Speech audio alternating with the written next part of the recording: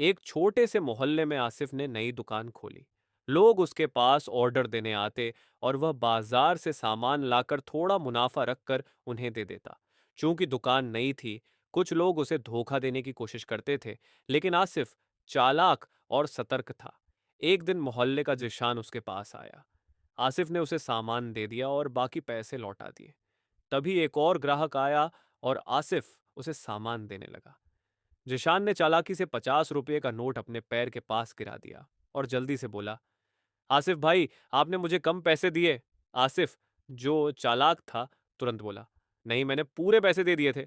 लेकिन जब उसने फिर से गिनती की तो वाकई कम दिखा। अचानक उसकी नजर जमीन पर पड़े 50 रुपये के नोट पर पड़ी। उसने समझ लिया कि यह जीशान की चाल थी और नोट उठा लिया। इस तरह धोखे से बच गया। समय बीतता गया। कुछ लोग नोट मोड़कर या तह करके देते ताकि आसिफ सही पहचान न सके। कभी कभी कोई नकली नोट भी देने की कोशिश करता।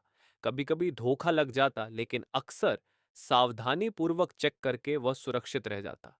इस अनुभव से आसिफ ने एक महत्वपूर्ण सीख ली।